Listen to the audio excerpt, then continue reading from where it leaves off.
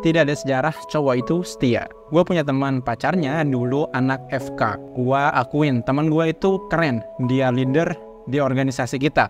Anak teknik sipil, setia udah pasti, nggak ngerokok. Kalau cewek zaman sekarang bilangnya dia itu cowok green flag. Gua cowok, tapi gua akuin dia itu keren abis. Gua pernah tanya sama dia tentang pacarnya. Kebetulan pacarnya dulu sekretaris di organisasi kita dan teman gua ketuanya, leader. Gua tanya gini sama dia, "Cewek lu cantik banget pak." Dia jawab, "Makasih." "Lu nggak takut diambil orang?" Dia jawab, "Nggak, gua percaya sama dia. Kita udah 4 tahun bareng." Sepercaya itu teman gua sama mantan pacarnya anak FK. Dan apa? Kita satu kabinet organisasi kaget. Pacarnya yang begitu dia percayain selingkuh dengan orang kepercayaan teman gua di organisasi kita. Lu kalau mau selingkuh cari yang agak jauh dikit, biar nanti kalau semisal udah selesai itu nggak bikin kegaduhan lah kayak gitu. Coba kalian bayangin hancurnya teman gua, wanita yang bersamanya 4 tahun selingkuh dengan orang kepercayaannya. Dan yang mereka sama-sama satu jurusan FK di kampus yang sama. Dan kalian tahu yang bikin gua salut dengan leader kita itu, dia nggak pernah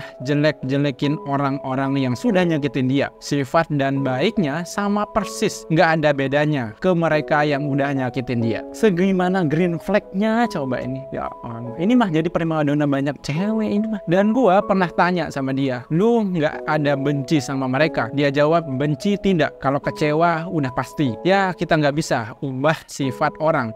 Dia selingkuh pasti ada alasan sendiri. Kenapa? Gua speechless. Kok ada orang seperti dia?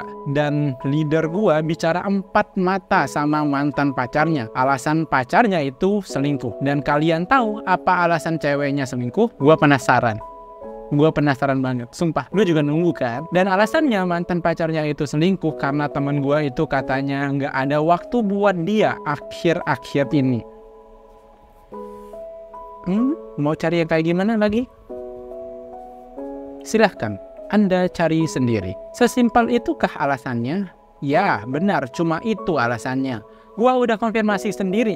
Dan apa kalian tahu alasan teman gua sibuk akhir-akhir ini? Dia leader organisasi kita, sekaligus sedang kuliah dan mau semester akhir lagi. Sibuk-sibuknya, magang dan lainnya. Kalian tahu bukan teknik sesulit apa? Dan dia magang di luar kota. Jadi dia pulang pergi Senin sampai Jumat dia magang di luar kota. Sabtu minggunya dia pulang ke kota cuma buat nge-handle project kita. Kalian paham kan? Nggak ada libur lagi teman gua. Dan kita semua tahu secapek apa leader kita itu. Kadang nggak kita suruh buat ke markas organisasi kita karena kita tahu dia lagi capek-capeknya. Dan kalian tahu dia tetap datang karena apa? Karena udah janji sama mantan pacarnya Sabtu Minggu harus ke markas organisasi. Plus dia bilang udah tanggung jawab sebagai leader kita. Gua heran sama mantan pacarnya kok bisa selingkuhin cowok yang effortnya nggak main-main kayak gini. Dan ya sekarang mantan pacarnya nyesel sampai sekarang karena udah nyelingkuhin teman gua. Mantan pacarnya berkali-kali ngajak teman gua buat balikan. Dan ya teman gua itu udah terlanjur kecewa dengannya. 2 orang yang begitu dia percayai bisa sekejam itu dengannya. Lu ngapain mau balikan sih? Lu lanjutin aja dengan selingkuhan lu itu.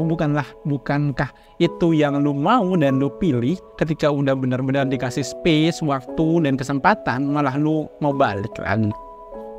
Agak lain.